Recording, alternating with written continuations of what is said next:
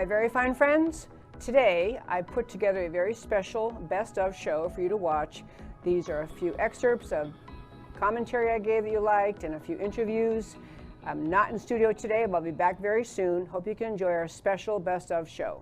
I am America, one voice, united we stand. Debbie Georgatos, host of America Can We Talk, is an author, attorney, and political analyst whose mission is to inspire the American political conversation about preserving liberty in the best country on earth. Joining us via Skype is Reggie Littlejohn. She has joined us in the past. She'll be on with us in just a moment. To quickly tell you about her, she is president of a group called Women's Rights Without Frontiers. She founded this group. She's the president of this group, and they're very active in China. In monitoring, they began talking about fighting against the forced abortion policies in China, which were obviously horrific. Her organization has boots on the ground all over the country, very aware of the forced abortion, the impact of changing Chinese policies on the freedom of women and everyone in China, but on women in particular. I think last time she was on, we were talking about the danger that is posed for many women in China who are widows, who are very senior, not able to find a way to be taken care of. Her organization, again, Women's Rights Without Frontiers, trying to help those people too. This is an American woman with a passion and a heart and fervent, passionate interest in defending the women and the babies, especially baby girls in China. So without further ado, we'll bring on Reggie Littlejohn. Hi, Reggie. Hey, how are you doing? I am well. Good to see you. I want to say God bless you for all that you're doing to raise the awareness and really sound the alarm about China and the infiltration of China into the United States and the terrible influence they have. So very, very few voices are doing what you're doing, and I want to just say thank you for that, Debbie. Well, thank you. It's very kind, Reggie. I have to tell you, I learn a lot from you. I really do. I learn a lot from you, and I know we both know Gordon Chang, another just phenomenal American speaking up about the threats of China. Well, I just want to do very briefly, because I love your organization. If you will quickly tell our listeners again what your organization is all about. So we, as you said, started out fighting forced abortion in China. And I just want you to know that forced abortion is going to continue under the three-child policy. And I hope we can talk more about that later. And then we moved into actually saving baby girls from sex-selective abortion and widows, abandoned widows. And we're in just one little area of China, but we have a network. We have boots on the ground there where we're actually able to give mothers of baby girls a monthly stipend for a year to encourage them either not to abort or abandon their baby, or to keep the family together so the mother doesn't have to leave the baby with the grandmother and go to the city to make money. And then we also help abandoned widows, which I call sort of the invisible victims of the one-child policy. That they used to have extended families that would take care of them in their old age. Now they have no one. And so we are also giving them $25 a month just to help them eat better, maybe heat their little room that they have in the cold winters, and just to say to them, you know, you're a human being created in the image of God, and you're worthy, and you have dignity, and we love you, and we're going to help you. It's simply mind-blowing you do that. It really is. I do think so many Americans cannot even picture just a very different culture and thought about life and the value of life that exists in China versus in America. And to have an organization like yours reaching out, sending those simple messages, we love you, we care, we want to help you, try to keep on rolling. I do want to get into, because I know we're always, I remember other times, we always run out of time before we hit all our topics. So I want to jump right in and ask, there was a story about how China is now changing. They used to have the one-child policy, then two. Now they're saying three children. Three children are okay. And this, I think, in part, two questions. One is why they're doing that. Why is China changing the policy? But then number two, is this fact that China is going to going to permit families to have more babies going to kind of remove the need for your organization, or make your organization have less to do because the government is relaxing their policies? Okay. Two great questions. To take the second question first, the move from a two-child policy to a three-child policy is not going to end forced abortion or gendercide. So the new rule is that all couples are allowed to have 3 children. So what that means is that you have to be a member of a couple to have a child. That's the same as under the two-child policy. Now, under the two-child policy, people said, oh, China's relaxed their coercive birth control, and now people can have 2 kids. Well, the rule then was very similar. Every couple is allowed to have 2 children. And Radio Free Asia came out with a report at the end of 2020 saying that according to an official Chinese mouthpiece, the Chinese Communist Party aborts 8 million extra pregnancies, that's what they called it, a year.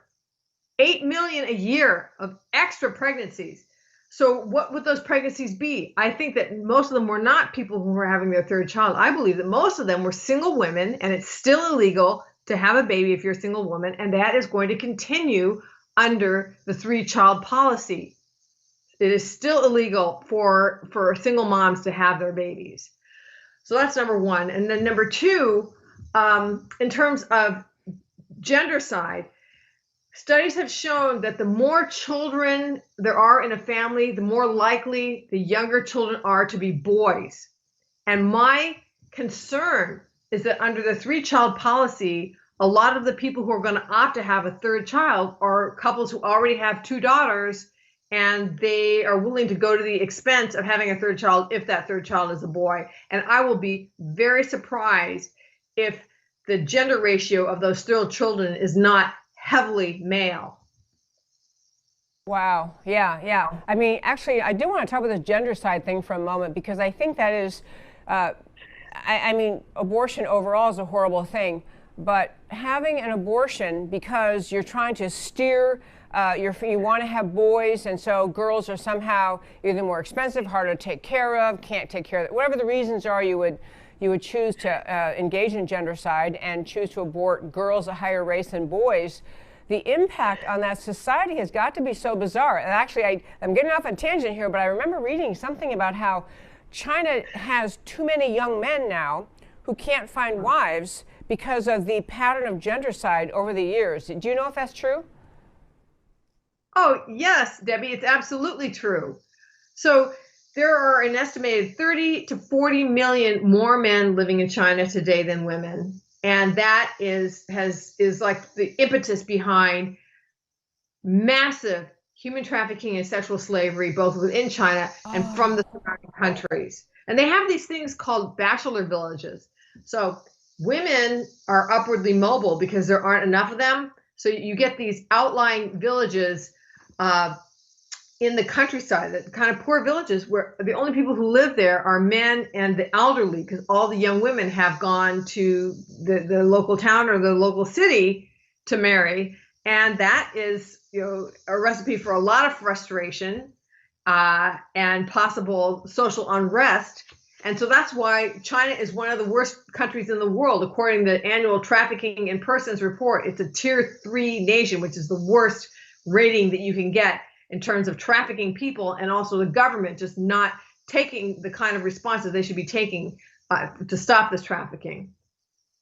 Wow. Just wow. Okay, so a 3-child policy is not going to diminish the need for your work in China, and the gender side thing. I'm so grateful that you would be speaking up about this and being willing to take action and help families and help convince women not to do that, not to engage in abortion because of the gender of their baby. I do want to turn to, I know it's a kind of a jump, but China is allegedly going to be the host, or they believe they're going to be host of the Beijing Olympics in 2022, starting February 4th. They're scheduled to be hosting the Olympics, so next year, February 4th, 2022. And there's an effort ongoing to convince the world, or at least convince America, not to participate or to try to move the Olympics out of Beijing. And I know you're integral in that effort. So what is the reason you're doing that? Well, first of all, people should look at my website. It's a website that a number of us have put together. So we're one of the 2 leading organizations, the other one being the Committee on the Present Danger of China. Frank Gaffney's group are the 2 lead organizations and on this effort. and the website is called genocidegames.org. That is genocidegames.org, and you can sign a petition to move or boycott the games. So the reason that this needs to happen, Debbie, is that first and foremost, China has been officially declared to be committing genocide. Okay? Genocide against the Uyghur population in what they call Xinjiang.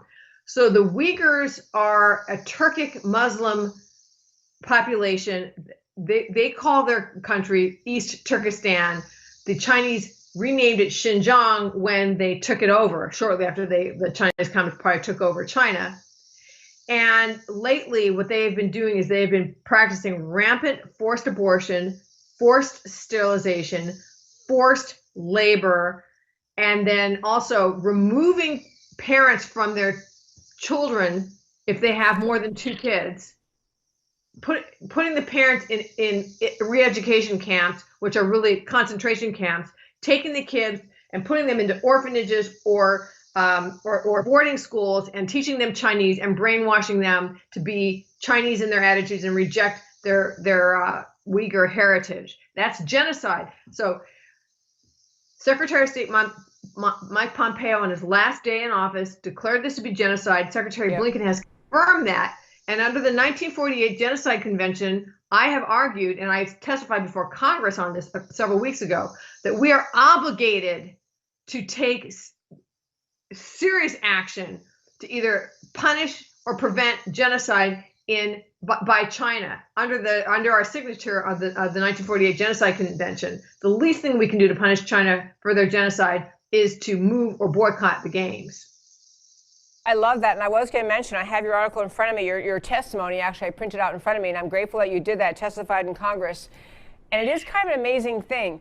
We, the Uyghur population, which I think I've talked about with, I think, Frank Gaffney, numerous people on my show, we talk about the Uyghur population in China and how America is fully aware of what's occurring. And they are, I mean, they may use the term re-education camp, but it's more or less enslavement. They are used for forced labor. There are a lot of allegations about them being actually used for involuntary organ donation. I mean, they are treated as a subhuman species by the country of China. And yet we have, for example, the NBA happy to continue doing deals with China, happy to sell their goods in China. We kind of have a massive double standard in America about dealing with China, and where here we're just, we have the slightest alleged affront toward any group or person is enough to trigger riots and protests and massive complaining, and yet we continue to deal with China. I'm getting to the point, it's kind of like we have treated this as an unsolvable situation. China just, hey, who knew? They're just going to treat the Uyghurs this way, and we can't do anything about it. And people who've been pressuring the NBA and saying, well, why don't you stop doing games there? Why don't you stop, selling your merchandise there? Why don't you stop having your merchandise made there? Nothing seems to penetrate. I don't mean to pick just on the NBA, although they've been kind of essential in this controversy. But we have kind of as a culture in America said, well, that's China. They aren't America. They do things that we don't like, and throw our hands up. So I love your effort on the Olympics because it is such an international event. Everyone knows about it. Everyone loves the idea of fighting against this horrific treatment of the Uyghurs, and it's such a great public venue to do it. So talk some more about that. I mean, who's getting on board with you? Are other countries on board with the idea of considering this, of boycotting the Olympics? Well, I wanted to say, you said that they treat them like subhumans. Okay, this comes from Secretary Pompeo's designation of them as genocide, and this has to do with genocidal intent. So Secretary Pompeo said that the Chinese Communist Party has portrayed the Uyghurs as malignant tumors, comparing their faith to a communicable plague, and exhorting the party faithful to implement a crushing blow, telling them, quote, "You can't uproot all the weeds hidden among the crops in the field one by one. You need to spray chemicals to kill them all." So if that's not a genocidal intent, I don't know what is. And as you say, that there's a tremendous double standard. So there's the corporations that are sponsoring the Olympics all say that they care about human rights, and yet why are they sponsoring the Olympics that are going to be taking place in a genocidal regime? So Congressman Chris Smith, who called the Olympics hearing a couple weeks ago, we said to him, what about these corporate sponsors? And he said, I'm going to have another hearing, and I'm going to bring those corporate sponsors of the Olympics in to explain to Congress how they reconcile the beautiful language they have on their websites about how they support human rights and the fact that they are sponsoring the Olympics in a genocidal regime. And I can't wait to hear their explanation of that. Yeah, I can't either. I'm glad to hear he's interested in doing that. And on the subject of those corporations, there used to be the argument that flew for a long time in America that we, America and corporations, that were kind of better off engaging with China and helping them kind of see, look, all the great good that can come to you. It would help kind of spread awareness of America, spread awareness of freedom. They would know more about us. They would perhaps cause the Chinese Communist Party to relax its rigid control over the country, that maybe interaction would lead to a better life for the Chinese people. That was the argument of people, both in terms of engaging in the efforts we have done with respect to international trade. It's also, in this one, you could see someone making the argument, well, if we have the Olympics over there, it's more of an international presence. Maybe more people there in China will understand more. Maybe we'll bring better understanding. We'll springboard, China into a better place by allowing the Olympics to stay there. But the fact is, the signal we're sending is the world is okay with how you treat these people. The world is fine with it. We're legitimizing them, or that's how I see it. And I want to ask if you want to just comment on the difference between people arguing, well, somehow the Olympics being there will help uplift China versus we're legitimizing what they're doing. Okay, thank you for asking that question, Debbie. Anyone who says that they think that the Olympics is going to help China improve their human rights, all they have to do is look back to 2008, because China hosted the Summer Olympics in 2008, made all kinds of promises concerning human rights, and their human rights have deteriorated horribly since then, to the point where they have been officially declared to be a genocidal regime. So no one can hold that opinion with a straight face unless they're completely ignorant about what happened in 2008. And if they are so ignorant that they don't even know that, they really don't have a right to be commenting on these issues. Now, that attitude of let's engage them, let's try to help them, etc., that's called appeasement diplomacy. And it was very interesting that at this hearing in which I testified, Nancy Pelosi herself, as Speaker of the House, testified. I don't know when she's ever done that before, but she thought that this hearing was important enough that she would testify. And she said, as somebody who comes from the Democratic Party, she said, I used to believe in the promises that the Chinese Communist Party made, but I don't believe them anymore. So even she has seen that they break these promises, and even she supports a boycott. Now, what she supports is a diplomatic boycott, so that just the senior officials of the United States would not attend. But the reason that she gave was this. She said, how can a senior official from the United States sit there and enjoy the games knowing that there is genocide happening on the same soil? But that argument, but all around them. But you know what? That same argument goes for the athletes. How can an athlete compete, with full focus, knowing that there's genocide happening all around them? That argument applies equally to the athletes. And if the games are going to be held in China, I think that we're going to unfortunately have to boycott them. I love that. Are other countries at all involved in this discussion about whether to boycott the Beijing Olympics in 2022? I believe that there are other countries. There are a number of countries that have declared the behavior of the CCP to be genocide. So the UK is one of them. So these are official genocide designations, and my hope is that the huge hearing that we had in the United States that went out all over the world, and including to China, I'm sure that they enjoyed. That it will inspire other countries like Canada, like the United Kingdom, like the countries all over Europe and anywhere else, to have their own hearings and to sponsor legislation to move or boycott the games. But Debbie, I want to tell you something, what I think is going to happen. You want to know what I think is going to happen? I do. Okay. Now this is just my prediction. I believe that the reason the Chinese Communist Party wants to have these games is because they're going to use it as a massive propaganda bonanza like they did in 2008 to legitimate themselves, like what you just said. And when they see this growing movement of their dirty laundry being aired in protests, and by the way, we're having a rally in Washington, D.C. on July 13th to boycott the game. So anybody who's around, please come to that. But when they see their dirty laundry and protests growing around the world, they're going to think to themselves, you know what, this is not turning out the way we wanted it to. We're actually not getting, good publicity from this. Hopefully some of the Olympic sponsors will withdraw. That would be great. So then what they're going to do, and this is my prediction, is they're going to say, we are going to postpone the games because of COVID. Right? Mm-hmm. And really what they're doing is they're canceling the games, but they're not going to admit it. They're going to save face by saying that they're going to postpone them because of COVID. And then they're just, I predict that the games are not going to happen, unfortunately.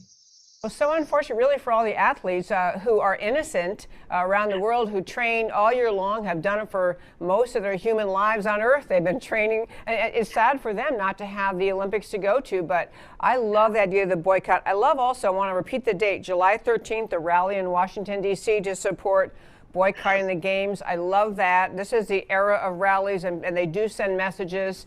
And actually, this is a great way to kind of wrap up what we've been talking about. You were saying earlier how Nancy Pelosi said, well, she maybe wasn't totally in favor of a complete boycott, but she at least wanted maybe dignitaries to stay away, some kind of message.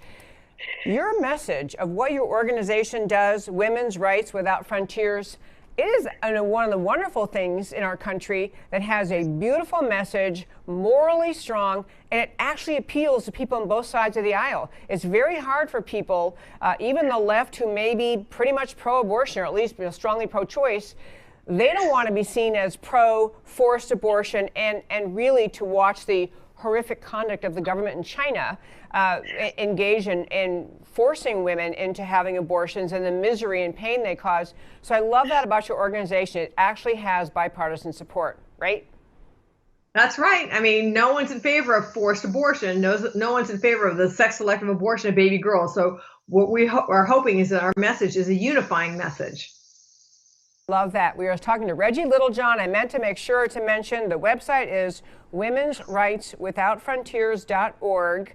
And then she's on Twitter at or maybe it was on the screen earlier, at Reggie, Littlejohn, I think. Anyway, Matt had it up, or whoever was in there. I can't see, the booth is dark now. Whoever's in there, we had it up for her when she came on. So I love your organization. I'm so glad you're available to join me today. I really appreciate all your hard work on behalf of China and women and girls and widows and just the whole outreach of someone, the loving Christian heart in America, saying to China, someone thinking of you. I just highly commend you. And Reggie Littlejohn, thank you for joining me.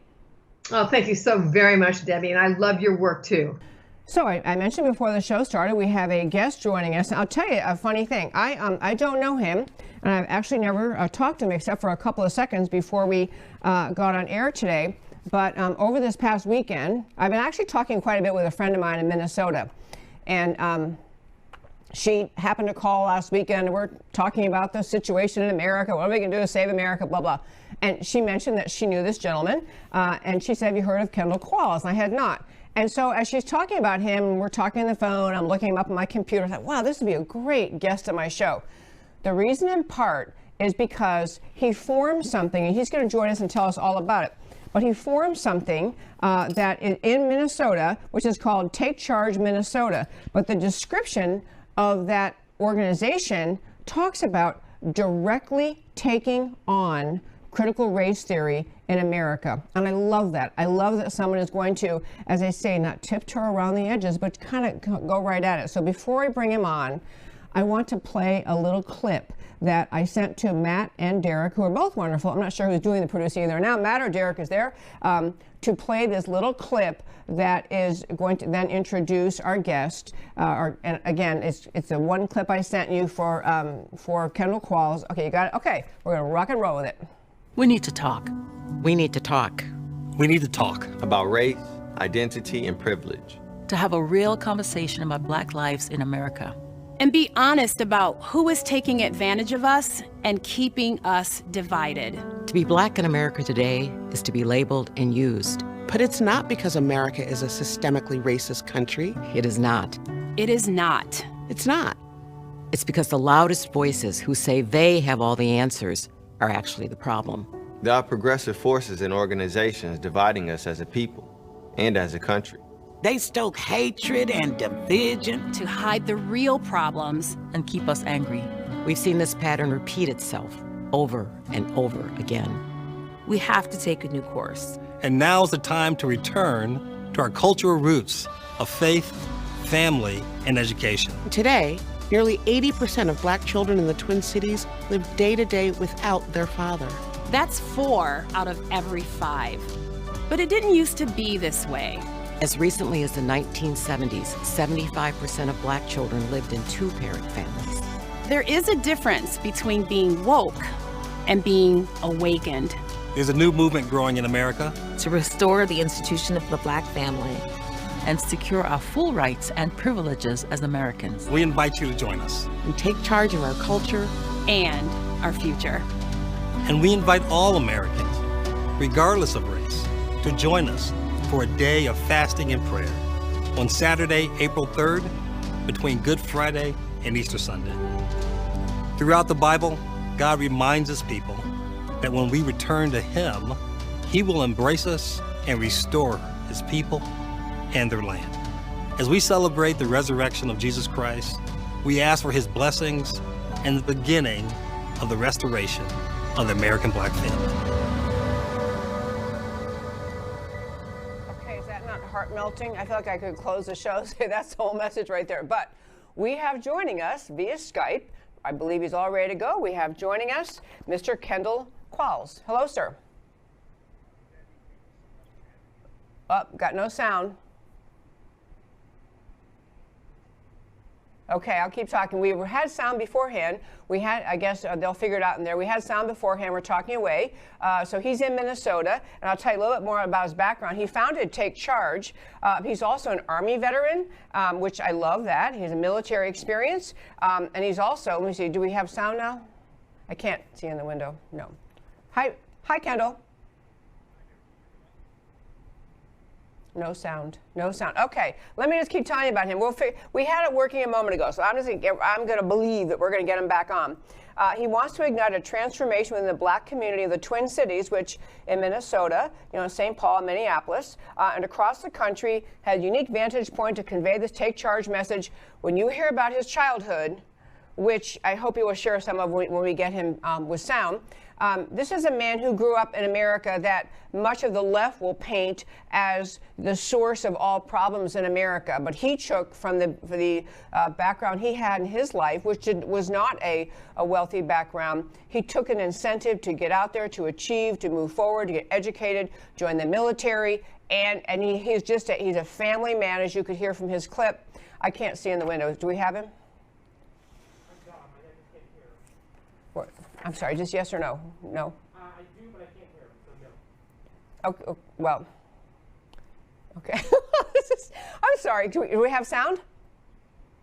No, I've got nothing from him. No. How could it? Okay, I'm just going to keep telling you about him. This is crazy because before we started today, we had sound. It was all wonderful. So I'll continue telling you about him. He has a unique advantage point because he grew up in poverty. He got moved around, lived in Harlem, the low-income areas with huge challenges. As he said, when his family moved to Harlem, got off the bus, his mom and the 2 boys instantly got mugged. That was their introduction. Lived in a rough neighborhood, continued in that effort to, the kids lived there for a while. Kids got transferred away, moved away with some relatives to live in a poor area in a trailer park. This is a guy who had a divorced mother, siblings in public housing, late 1960s, went to live with his father in a trailer park. The whole background of American life that seems to have been just so problematic and such a stain on America that we have those kind of neighborhoods and houses and lives. But this gentleman emerged from that experience, emerged as a young man who, finished high school, got into college, joined the military, served in the military. He has a heart and a passion for the idea that we need to reunite and reinvigorate the black family in America. He is dedicated to that effort to reigniting the black family in America. And to that end, he formed this group, which I'm hoping we're going to have him tell us about. It's called, Can you guys hear me? Is. Yes. Can you Hello, hear me now? sir. Yes. Okay, great. Hey, Debbie, thanks for having me on, and thanks for prolonging and do the tap dance. So excited about what we're doing here in Minnesota. You know, I have a passion for this. As you mentioned, I grew up in these kind of circumstances, but also, you know, I tell people, you know, what's neat about our country is where you start in life is not where you have to stay in life. It takes a little bit of getting out of your comfort zone and trusting in the system and trusting in others. I love that. Okay, so you started Take Charge, and among the many things that I hope you can tell us about is we're in this era where we're very politically divided, and I know I'm going to ask in a moment about you ran for Congress as a Republican in Minnesota, which that's an astonishing thing to even be willing to do, Republican from Minnesota, but you also formed Take Charge. That's the heart of what I want to talk about today is what is Take Charge dedicated to, and how are you going to take the mission of it into practical terms? How are we going to do this? Well, you know, it's one of these things I call it's simple, but it's not easy. So here's one of the things that it's important to understand. First of all, Americans, when they see something wrong, they typically will stand up and try to fight against it. You know, things that are evil, things that are not right. And oftentimes when our politicians don't do it, it takes the common guy to do it. I just happen to be one of those guys. I have a heart for this because number one, for me to have had the success in my life, I tell people this all the time. There are people that helped me along the way that were black and white, rich and poor, male and female. Americans help each other when they see someone trying to better their lot in life. And so the reason I ran and the reason I started this organization is that the narrative, what they're selling, this white privilege, is that blacks can't get ahead because white people are holding them back or the system holds them back, is not only evil, it's wrong, it's a false narrative. And God bless Governor from Florida, Ron DeSantis, what he's doing. He's standing up against evil. It's not a political issue. And not only that, it's wrong, Debbie. The reason we have these disparities is not because of the racial issue. We have a two-parent privilege, not a racial privilege. And the only reason why we've seen these huge disparities is because in the 1960s, you know, you can say maybe good intentions initially, but this whole idea that we're going to basically subsidize or give a financial benefit to women to have children out of wedlock and to keep, and they get that money as long as they remain unmarried. You think about that, when we say that out loud, it sounds, who would think of something like that? There's no culture ever existed like that, and that wasn't the way the black community lived. We were focused on faith, family, and education. Up to the 1960s, nearly 80% were two-parent families. So I love what you're saying, and actually, if you just kept talking, I was going to be taking notes here. But you're right that where we have arrived at, say, in America, we have a society where people can rightly look and say, gee, you know, there seems to be disparities. Some people seem to have more opportunity getting ahead. Some people are struggling. But I love that you're pointing at its policies in great part that the American government, the American people adopted, even if they were well-intentioned to start with.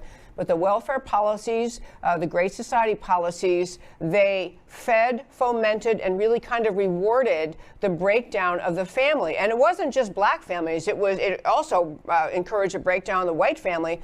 But the disparity or the harm from that policy really hit on black communities in America, especially inner city communities, with the result that more and more kids, and I don't have the numbers, you maybe do, but what percentage of kids in America today, black children in America, are being raised in single parent homes, and what that means for them in terms of their potential. So I love that you're identifying that and really helping to expose the fraudulent nature of this obsession with white privilege and obsession with critical race theory. So I just love that. So tell us what are you going to do about that? What is your organization? How do you spread that message?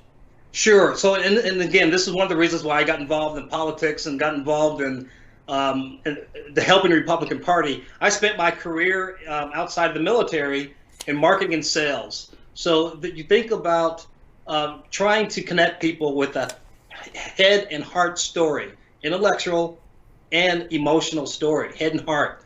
Problem with the Republican Party, they only have an intellectual story. I tell people they would have a hard time telling you I love you without an Excel spreadsheet. So our message is very simple. Bring back to the roots, faith, family, and education. And I'm going to do it with an army, one of the best elite forces known to mankind, and those are moms. We're going to do it with mothers from the Black community. I've already have 11. They came to me. They heard about the organization, that we're going back to our roots, and they came organically without me even having to do a recruitment plan. We released that video that you just showed this week, and I have another cohort of women. So my job, I'm going to recruit 10 cohorts of women, of mothers, and each of these cohorts are 4 to 6 women, and their jobs are to go into the communities that they live in, talk about returning back to faith, family, and education, and that marriage is the standard for relationships between men and women. They're going to be educating students, elementary, junior high, high school, their peers, and their job is to recruit 3 other women. So they're recruiting 3, I'm recruiting 10. By the end of this year, we hope to have over 100 women, boots on the ground, in the Twin Cities, and I'm going to help with air support with a multimedia platform that's analogous to the Dennis Prager University, short video vignettes to help communicate our message in the community, in the inner city, and the suburbs. I love that. Is this organization that you've created, this Take Charge, is it a C3 or C4, or is it just kind of just getting started? No, we filed for a C3, and hopefully in the next 30 days we'll get that finalized. And our website is takechargeminnesota.com or takechargemn, MikeNovember.com.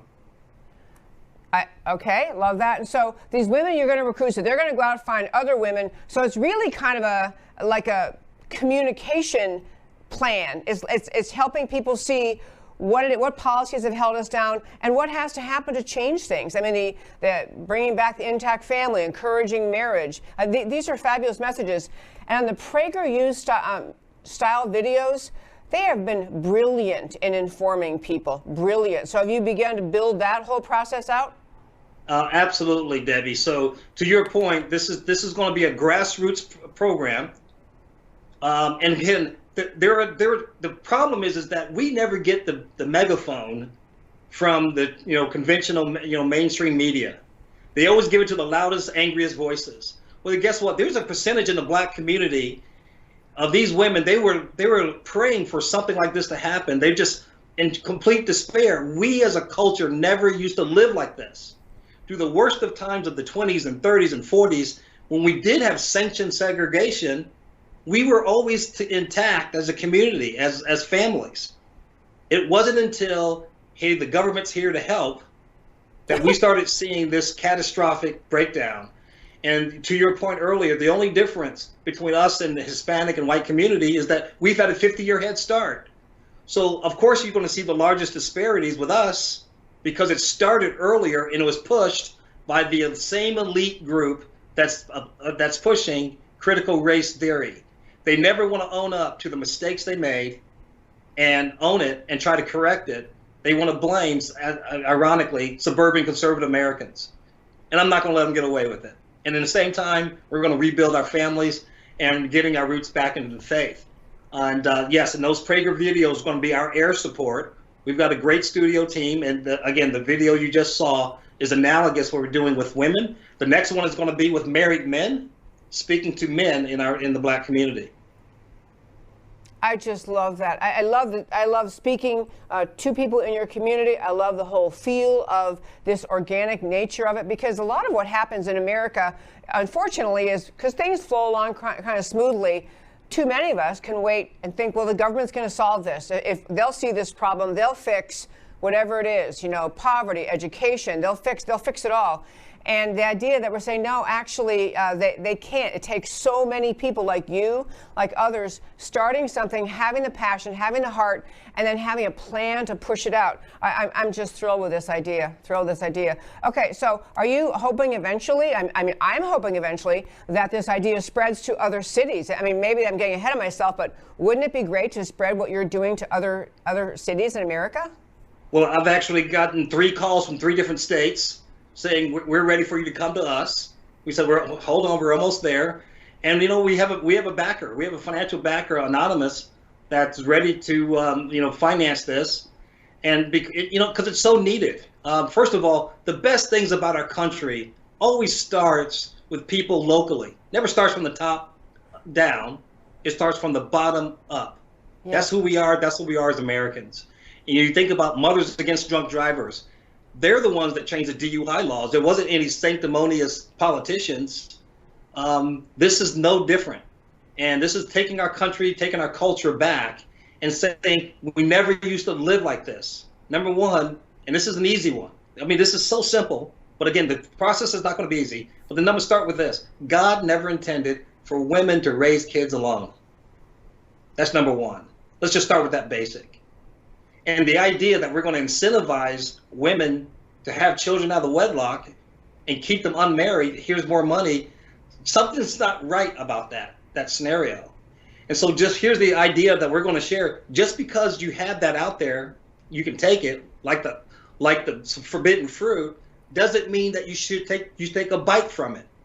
And we're going to get back to our cultural norms. It's not going to happen overnight, but in the meantime, we're going to focus on that. And we're going to make the people that designed the critical race theory own this. This is a 2-parent issue, not a racial disparity issue. And what we share with the women share this information. We have publicly published data from the from federal government, some from Kaiser Permanente foundations.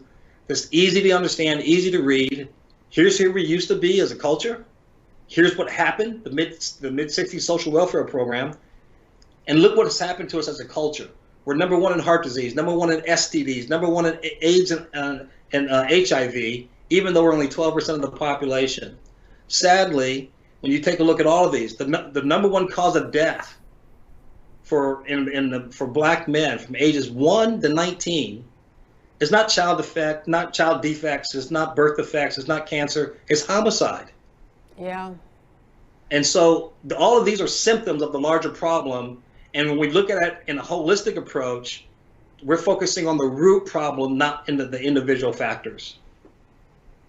I'm so excited our friend Kim happened to think of mentioning you in our phone call because I had never heard of what you're doing. I think it's make a grown girl cry here. It's just so impressive. But I do want to also talk about the idea that, in our society, we have very strong forces trying to push a different explanation for all of the problems that America faces as critical race theory. And maybe, I know you ran as a Republican, so I don't know how much you dove into this, but the entire purpose of critical race theory is to paint a picture of America as a deeply racist country where you need to be suspicious of your neighbor, where you silo people into their assigned racial category, and then you assume that everyone is pitted against each other. I mean, the whole notion it is seeing all of life through the critical lens of race. And I've often thought about, among many ugly things about that theory, is there's no way to get out of that. There's no outcome. There's no way to say, I mean, it's different if you're saying, I want to change this policy about, what criminal sentences apply to certain things, or I'm going to change this policy or police, you want to change something specific. But when you just throw critical race theory out there, which is basically saying, in summary, America is a deeply racist place and we all ought to hate each other and everybody hates you because of your race, there's no way to move forward. There's no way to get to unity. There's no way to get to progress. You just simply divide and the culture collapses. And I know that was a lot to say about it, but you mentioned in the little piece that you sent me about your organization that you want to challenge critical race theory. So what is your sense? Is there a response you have to that argument that America itself is just deeply racist? Do you reject that idea, that premise of critical race theory? Absolutely, Debbie. First of all, that is To call it a lie is an understatement. They're pushing a narrative that they never have to prove, that you just have to accept. That's what they're doing. And the only reason they're doing it, because when you divide people and when you can get them emotional and get them angry, you can control them. This is all about control narrative. Well, it's so sad. I can tell you, my father lived in the Jim Crow South. My life has been much easier for me than it has been for him and the opportunities. In fact, he was when he was alive, he was shocked. My son, who's now actually lives in Austin, he works down there, is going to have a much better opportunity than I had and than his grandfather had. And to not to accept that notion is wrong. It's evil. And again, it's what they want as a control factor. Sadly, Governor DeSantis has it right. It's an unsubstantiated narrative that they're forcing down our throats. Here's the sick part about it. People talk to me and they complain to me all the time about their schools, how their kids are being force-fed this stuff. I'm saying, look, you got to remind yourself what it means to be an American. They're going to keep force-feeding it down your throats. It doesn't matter how much you complain. At a certain point, you're going to have to rise up, and on one day, 100, 200, 300 parents are going to say, I'm pulling my kids out. Because here's the insidious part about this. They're taking your money, your property taxes that you pay the teachers to tell your kids that you're evil and racist and that your country is bad. That's the most evil thing I've ever heard of. It's a false, not only a false narrative, like I said, a false narrative and a lie is an understatement of what it is. Unless we stand up and reject it, they're going to keep coming with it and forcing it down our throats. I love that you're saying that, and I could not agree more. And you know, you and I've never talked before, so you don't really know anything about this show, but I always say at some point in the show, the entire purpose of doing my show is to defend the unique, extraordinary blessing that America is. The idea from its very founding, the ideas in the Declaration of Independence, the idea of rights from God because you were born, the idea of the Constitution set up to simply enable this society premised on the rights of the individual to live in freedom, the Judeo-Christian roots of all those ideas. That is what America is. And all of this racializing of everything in America is designed to distract the attention of the American citizens from the greatness and goodness of America into identifying yourself because of my skin color. And therefore, there is no path to unity. You can't, I always say, if you're going to be in a tribe, if you must be tribal, be the American tribe. The tribe that loves America. So I'd love your thoughts on that too. And this whole tribalization of America is so evil, and there's no good way, no good outcome. Well, it's not. But you know what? We had a good outcome. Up until a few years ago, this was a non-issue. So let me kind of give you how far we've come as a country. So I have a son at the time. He lived in Franklin, Tennessee, so a suburb of Nashville. We went to visit him. He goes to a predominantly white church. And we went. We went to church. We visited him. We have communion at this church. Now, if you were to tell even your grandparents, would a black man ever go to a predominantly white church in the heart of the South?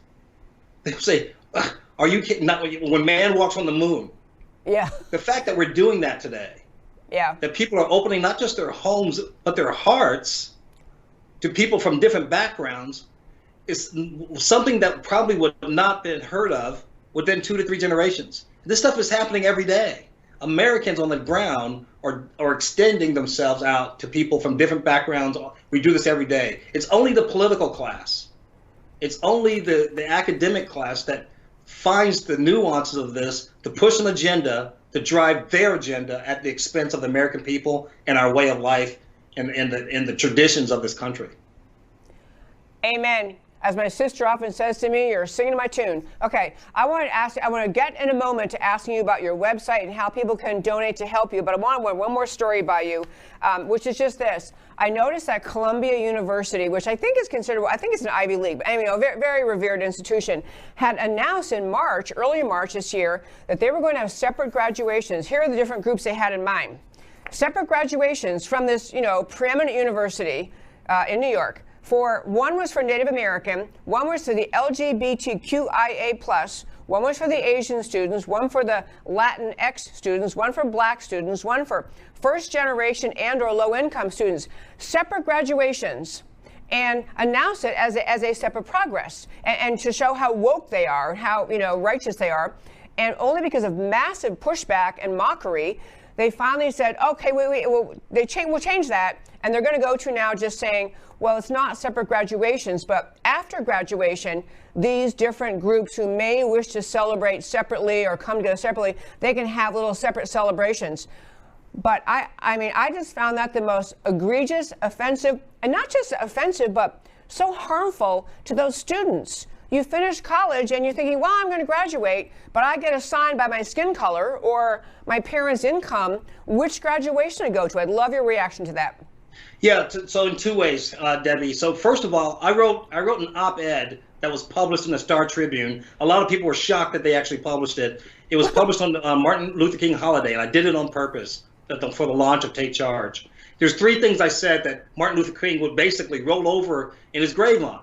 Number one, that the idea that Black Americans don't have this energy and passion for education as we once did. Number two is that the whole family issue that we already talked about. And the third one was this idea of content of character over color of skin. And the left is driving down this highway so fast of getting us back to this segregation. It goes against everything that we used to celebrate that we all wanted. Content of character over color of skin. And we were there. Do we still have a few knuckleheads and racists? Yes, but as a country, we were there. And the fact that they're actually driving against it, it is literally, intellectually, it's like they're dragging down the monument of Martin Luther King and that whole concept when there was a social contract we had as a country around this narrative that they're now just ripping up and saying, no, we're going to go back to a different agenda without any consensus from the American people on us. Could not agree, so well said. Could not agree more. So for my listeners who love to follow up, learn more about, I know your organization, we're speaking with Kendall Qualls, the organization to Take Charge. How do they find that online? Yep, it's TakeChargeMN, MikeNovember.com, TakeChargeMN.com. And you know what? We're getting enthusiastic. Even people from the Black community are getting on board. I love that. And I keep forgetting you're from Minnesota. I was going to start the interview by saying that I was creating a GoFundMe to move you and your whole family to Texas to run for Congress in our district. We need someone like you to run for Congress in our district. I'm telling you. Anyway, but on a serious note, I love you doing this in Minnesota. Minnesota has, I have great childhood memories. We spent all our summers at Lake Minnetonka with all my cousins. And the state is so far left now, it's just crazy. So the idea that you are coming from Minnesota, or you're in Minnesota, and planting this seed of truth, it's a beautiful thing. I'm so glad you're doing it. I hope you can spread it all over the country. I wish you the best of luck. And so back to your website one more time, TakeChargeMN.com. People can donate there? Yes, they can donate directly there on the website and see our videos as well. Okay, the whole video, I played the excerpt earlier, the whole video is really, really heartwarming. So Kendall Qualls, I'm so glad we had a chance to talk. Thank you so much for being available today. Thank you for having me, Debbie. Thank you. Take care. God bless. God bless. Okay, I'm telling you, I'm going to drop my ethical opposition to cloning. I would clone that guy because he's got the whole message and he's so upbeat and happy. He ran for Congress in a district where he ran against an incumbent Democrat and he did not win. I mean, the Democrat won re-election, but getting that message out in Minnesota, which has just become seemingly captured by the left-wing wokeness, anti-American, which critical race theory is profoundly, deeply anti-American. This guy there, God bless him, what he's doing. I hope you all look him up and follow him, and I will be sure to have him back on the show.